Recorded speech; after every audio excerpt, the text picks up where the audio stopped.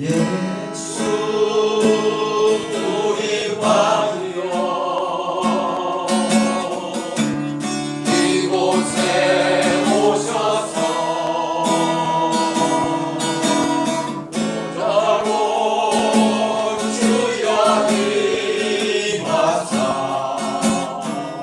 찬양을 받아 주소서. 주님을 찬양하오니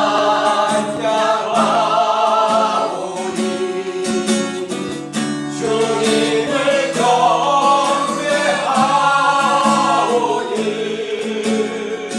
왕이신 예수여 오셔서 자정하사 다스리소. 나의 손이 왕이여 예수 우리 왕이여 이곳에 오셔서 보자고 주여 임하사 찬양을 받아 주소서. 주님을 찬양하오니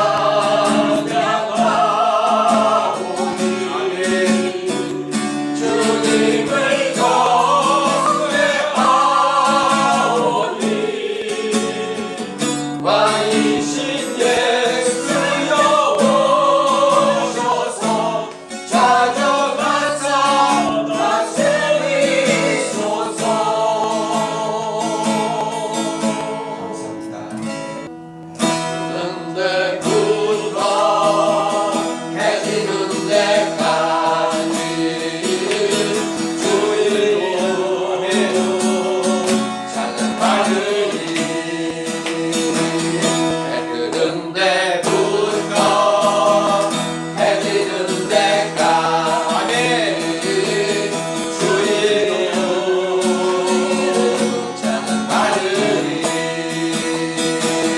랄랄라 할렐루야 여호와의 모든 종들아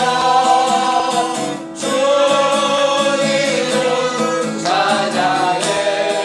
116 영원까지 주님을 찬양하리라. 뜨는 데부터 해지는 데까지 주님을 찬양받으리. 뜨는 데부터 해지는 데까지 주님을 찬양받으리. 랄랄라 할렐루야 여호와의 모든 종들아 주님을 찬양해. 이제부터 영원까지 주님을 찬양해. 한번 더 할까요? 본향이 좋아져서 더. 해 뜨는 데부터 해지는 데까지 주님을 찬양받으리. 뜨는 데부터 해지는 데까지 주님을 찬양받으리. 랄랄라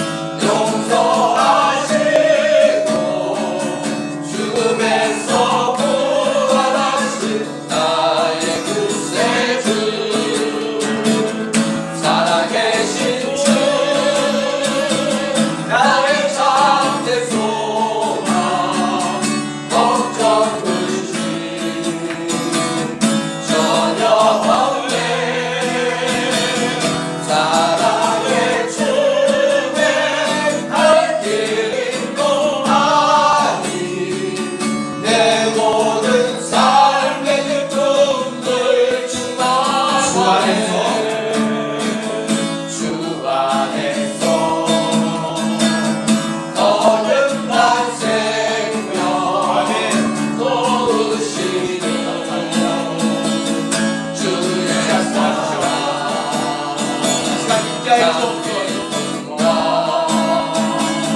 완신 가지고 예수님의 도우신 은혜여 사는 살아계신 주 나의 참된 소망 걱정 근심 전혀 없네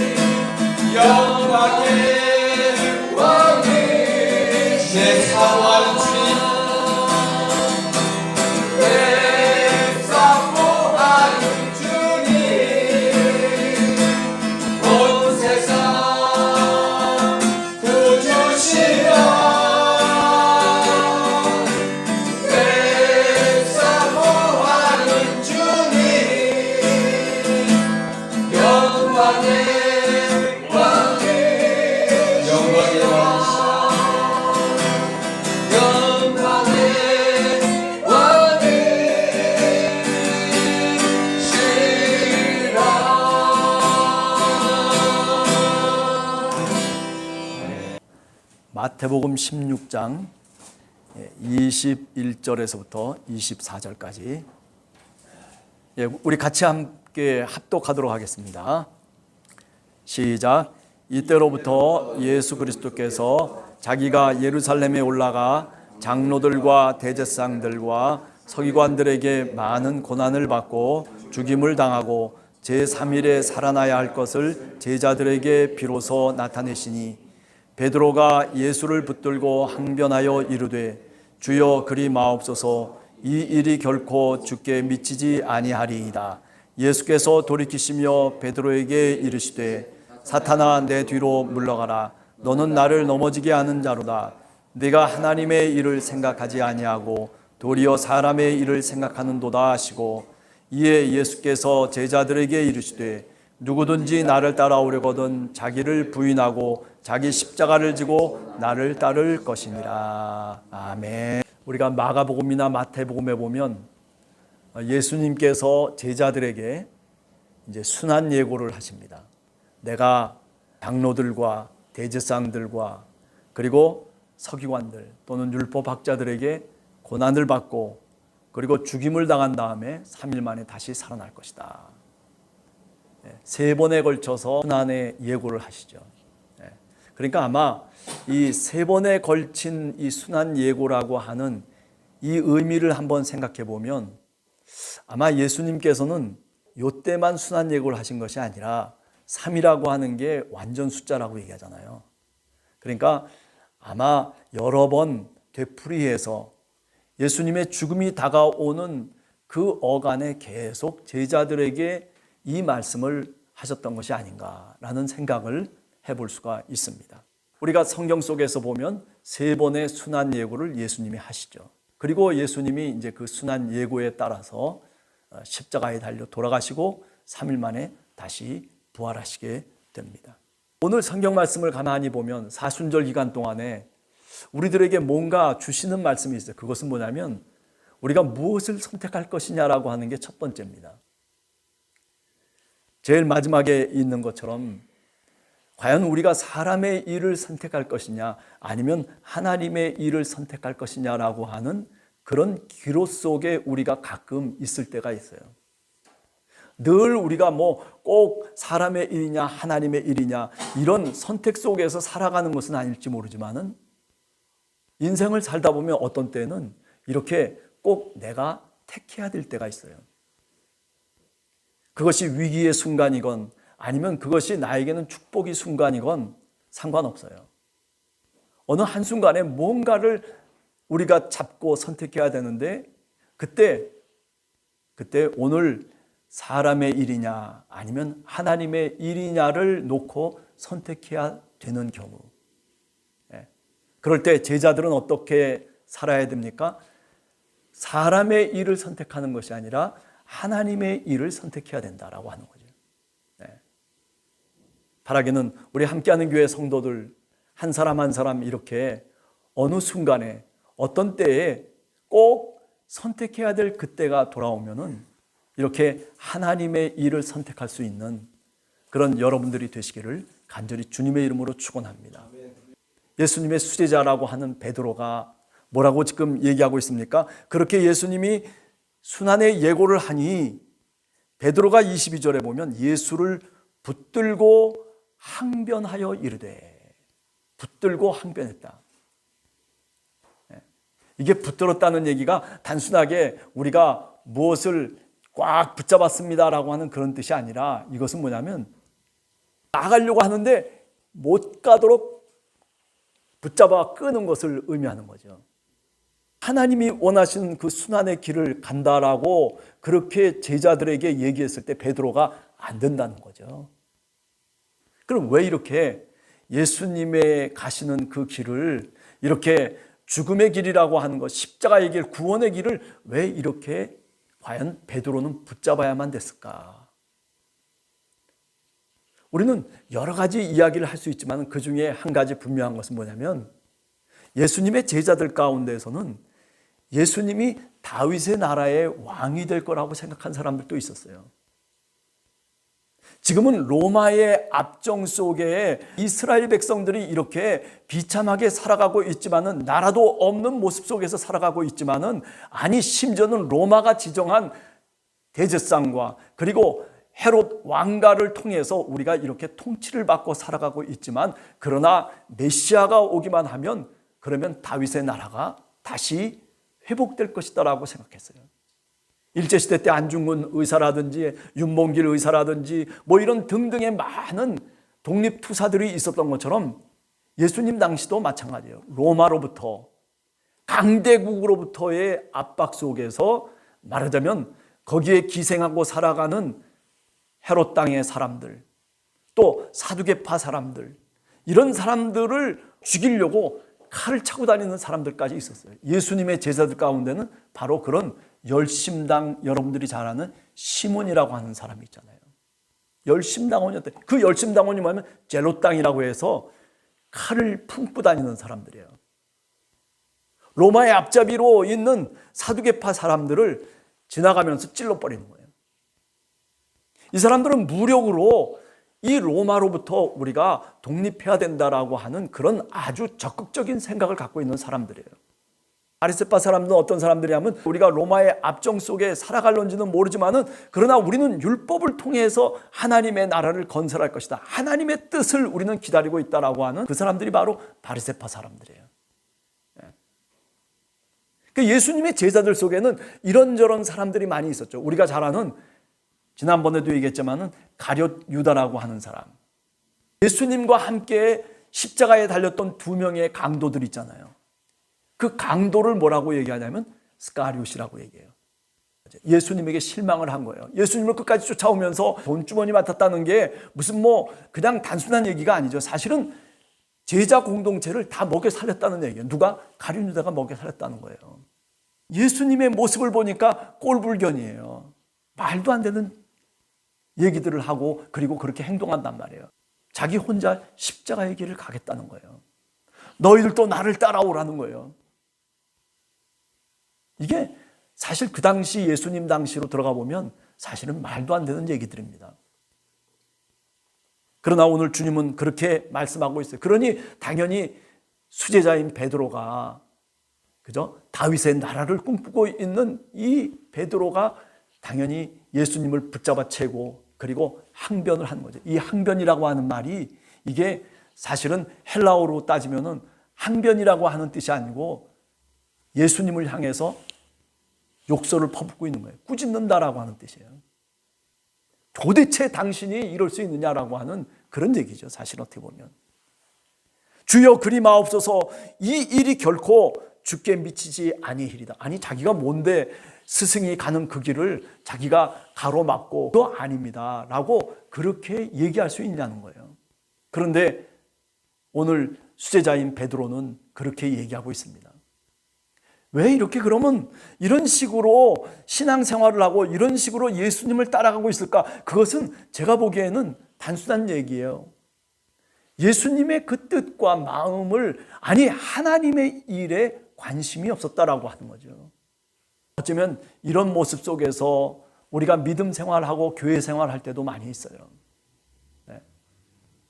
하나님의 일과 하나님의 뜻에는 별 상관이 없어요. 기도할 때 보면 다 우리 집안 잘 되게 해 주시옵소서, 우리 자녀 잘 되게 해 주시옵소서, 내가 이렇게 건강하게 해 주시옵소서, 어떻게 해 주시옵소서, 저렇게 해 주시옵소서, 우리가 기도를 하면서 주님 앞에 간구하는데, 그런데 문제는 뭐냐면 하나님을 향한 기도가 없는 거예요. 나만을 위한 기도만 있을 뿐이에요. 하나님, 이 땅에 하나님의 나라가 건설되기를 원합니다. 하나님의 이름이 온 땅에 더 넘쳐나기를 원합니다. 하나님의 성령이 우리의 역사를 다루어 가시고, 그리고 이 정치와 이 나라와 이 국가와 왕들과 그리고 백성들을 주여 당신의 영으로서 지배해 주시옵소서. 당신의 영이 이끌어 주시옵소서. 성령의 충만한 능력을 우리 민족에게 허락해 주시옵소서. 하나님, 당신은 우리의 왕이십니다. 뭐 기도라고 하는 게 적어도 우리가 기도의 영성을 얘기할 때 그 정도의 기도는 해야지만이 그래야 정말 예수를 따르는 사람들이 되고 하나님의 백성이라고 얘기할 수 있는데, 그런데 우리의 기도는 다 땅에만 머물러 있어요.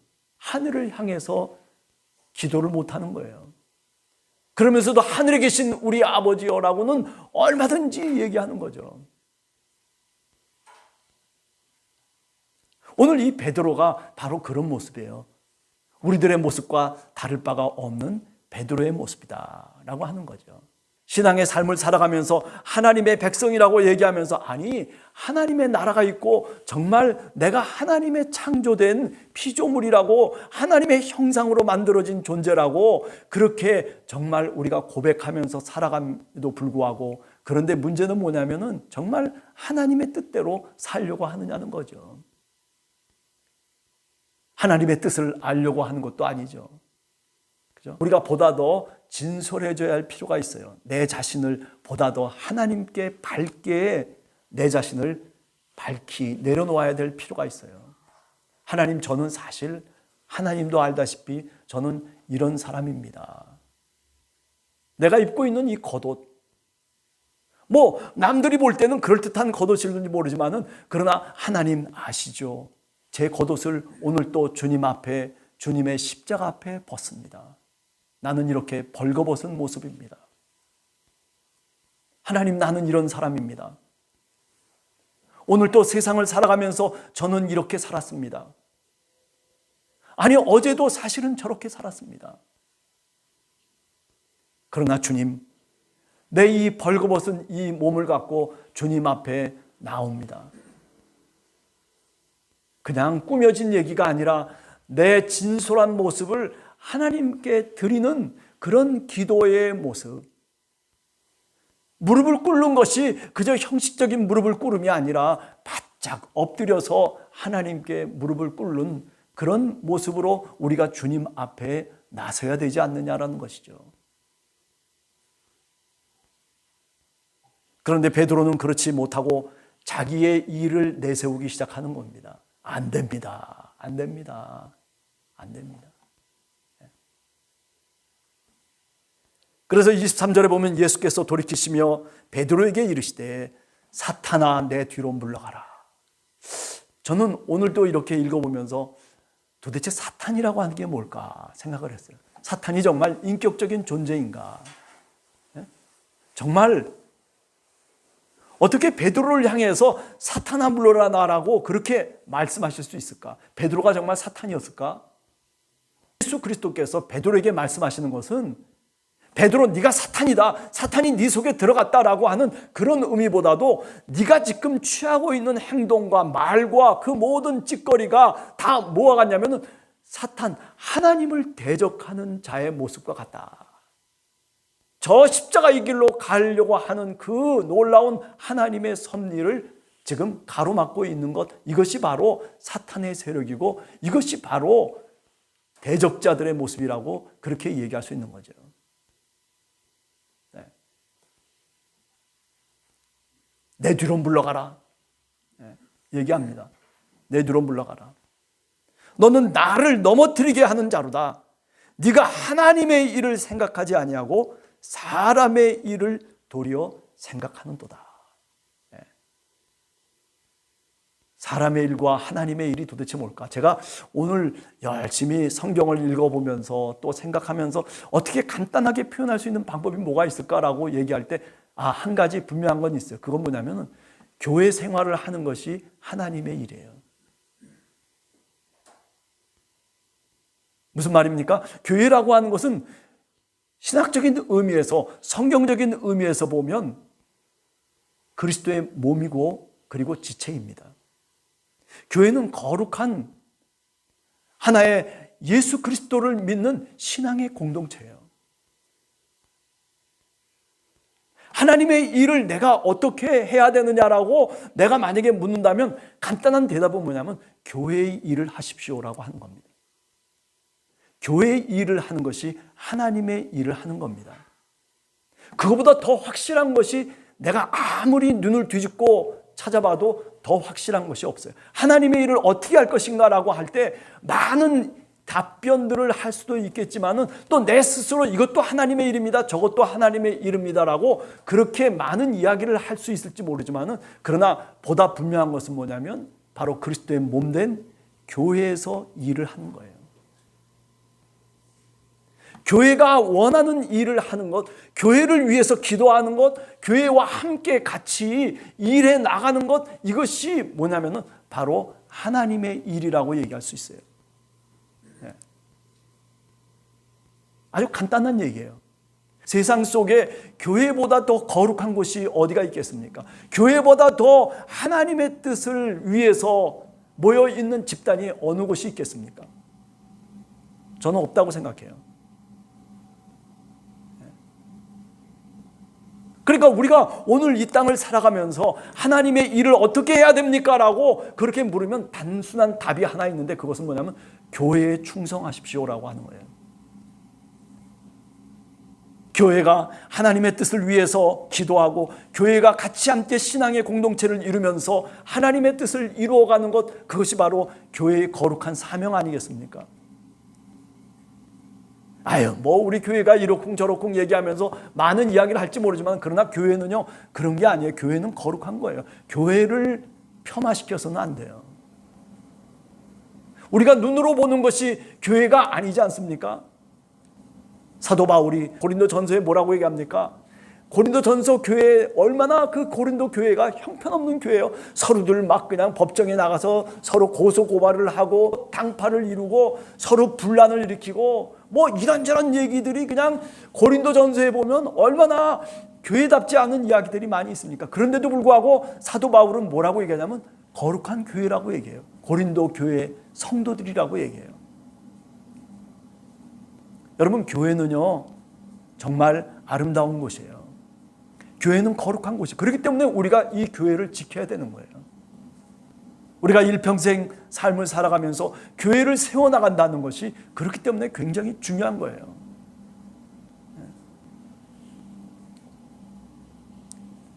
네가 하나님의 일을 생각지 아니하고 사람의 일만 생각하는구나. 그러면서 얘기를 합니다. 마지막으로 제자들에게 얘기합니다. 너희들이 다 나를 따라오려고 하느냐? 그러면 십자가를 져라. 십자가를 지라는 예수님의 말씀은요, 이거는 은혜의 말씀이고 이건 감사의 말씀이에요. 이게 부담되는 말이 아닙니다. 왜 그런 줄 아세요? 주님께서 십자가를 지라고 하실 때는요, 주님은 뭔가 십자가를 질 수 있는 것보다도 더 큰 능력과 은혜를 이미 준비하고 계세요. 문제는 우리가 이런 말씀 앞에 우리가 주눅이 들어가지고 십자가를 내가 어떻게 져? 내가 어떻게 주님이 가신 그 길을 갈 수 있어? 라고 뒤로 물러서기 시작하는 거예요. 베드로는 뒤로 물러서는 것이 아니라 오히려 못 간다라고 그렇게 주님을 막아 나섰던 장본인이 또 베드로이 아닙니까? 오늘 우리가 사순절에 이 절기를 지내면서 그렇습니다. 십자가를 지라고 하시는 주님의 말씀 앞에 내가 십자가를 지겠습니다라고 그렇게 내 마음속에 주님을 고백하면 주님이 책임져 주십니다. 문제는 내가 그런 고백을 해야 되고 내가 그런 기도를 해야 되고 내가 그렇게 살아가려고 하는 그 마음, 성령이 주시는 그 마음에 내가 순종을 해야 되는데, 그런데 베드로처럼 가로막는 거예요. 왜? 미리 겁을 먹는 거예요. 미리 그게 무슨 길인지도 모르고 어떻게 하나님이 역사하실 것을 알지도 못하면서 미리 두려움 속에서 나는 그렇게 할 수 없다라고 얘기하는 거죠. 근데 그 이면을 보면 사실은 그게 내 뜻이 아니기 때문에 그런 거예요. 교회 생활을 해도 이게 내 뜻이 아니니까 자꾸 불평이 나오는 거예요. 십자가를 지겠습니다라고 하는 그런 기도를 내가 무릎을 꿇고 주님 앞에 할 때 주님이 나에게 눈물을 주십니다. 주님이 나에게 알 수 없는 그런 은혜와 축복을 나에게 주신다는 것을 비로소 우리는 체험하면서 살아가요. 그래서 지금까지 교회 속에 십자가를 지려고 하는 사람들이 지금까지도 있는 거예요. 그렇습니다. 주님을 따라가는 제자라면 이렇게 십자가를 져야 될 텐데, 이 사순절의 기간 동안 우리가 주님과 함께 동행하면서 주님의 십자가를 그래도 내 몸에 새기면서 살아가야 될 텐데,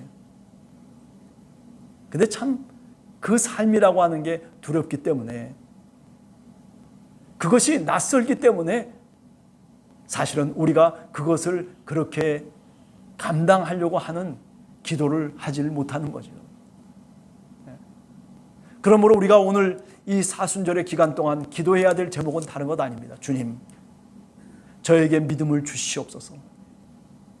비록 연약한 주님의 사람일런지 모르지만은, 주님, 어쩌면 이 베드로처럼 하나님의 뜻도 알 수 없는 이런 나약하고 어리석은 자인지 모르지만은, 그러나 주님, 저에게 십자가를 질 수 있는 마음을 주시옵소서. 그 마음 성령께서 주셔서 감당할 수 있는 능력을 주님 저에게 허락해 주시옵소서 라고 하는 이런 고백과 이런 기도가 우리 함께하는 교회 성도들 사순절의 기도가 될 수 있는 여러분들 되시기를 간절히 원합니다. 기도하겠습니다.